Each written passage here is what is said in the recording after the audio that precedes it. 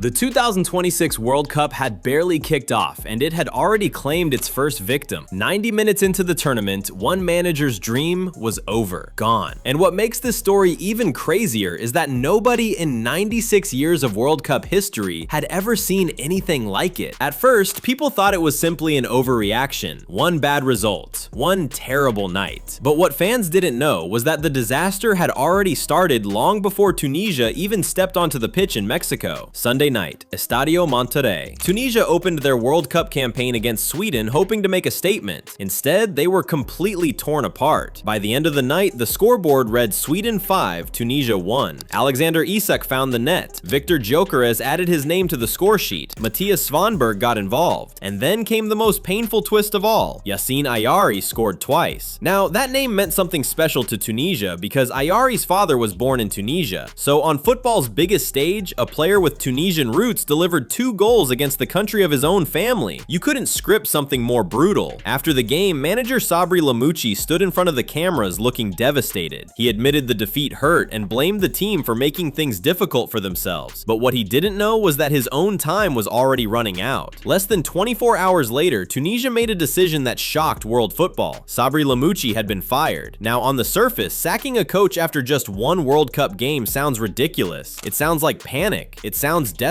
But once you look deeper, you realize the Sweden defeat wasn't the real reason. It was simply the final straw. Because long before that opening match, Lamouchi's position was already hanging by a thread. His record in charge had been disappointing. In 5 matches as Tunisia manager, he managed to win only once. Just one victory. And even that came against Haiti in a narrow 1-0 win. Everything else had been disappointing. Then came the warm-up matches before the World Cup. Tunisia lost 1-0 against Austria. And then things became embarrassing. Belgium destroyed them 5-0. 2 preparation games, 0 goals scored, 6 goals conceded. Suddenly, concerns started growing inside the country. Supporters were worried, the media was asking questions, and behind the scenes, tensions were already beginning to appear. But poor results weren't the only issue. The dressing room itself was starting to crack. If you watched the Sweden match closely, there was one moment that revealed everything. In the 72nd minute, with Tunisia already falling apart, Lamouchi decided to substitute defender Johan Benelouan, and the veteran defender didn't hide his frustration. He walked off furious. His anger was visible for the entire world to see. When players openly show that kind of emotion towards their own manager during a World Cup match, it's usually a sign that the relationship has already broken down. But things became even stranger. Reports from inside the camp claimed that Lamouchi had brought his own son into Tunisia's training base during World Cup preparations. Federation officials reportedly weren't happy. Questions were raised immediately. Why was someone outside the official delegation getting access to the squad? And why had nobody been informed? Officials demanded explanations. Think about that for a second. Before the tournament had even started, trust between the coach and the federation had already begun to disappear. The players were frustrated, the results were awful, and the people running Tunisian football were becoming increasingly suspicious. The Sweden defeat didn't create the crisis, it simply exploded it, and that's what makes this story historic, because for the first time in World Cup history, a manager had lost his job after just one game. For 96 years, nothing like this had ever happened. Yes, managers had been fired during World Cups before. Back in 1998, Tunisia dismissed Henrik Kasperczak. South Korea also fired Cha Bum-kun during the same tournament. And in 2018, Spain famously removed Julen Lopetegui after discovering he had secretly agreed to become Real Madrid manager. But nobody had ever been fired after just one match. Until now. Sabri Lamouchi had entered the history books. Unfortunately, for all the wrong reasons. And here's another crazy part. Lamouchi wasn't even the first coach Tunisia had sacked this year. Earlier in 2026, they had already dismissed Sami Trabelsi after their disappointing Africa Cup of Nations exit against Mali. Lamouchi was supposed to be the solution. He signed a contract that was meant to keep him in charge until 2028. Instead, his entire reign lasted just 5 months. 5 months, that's all.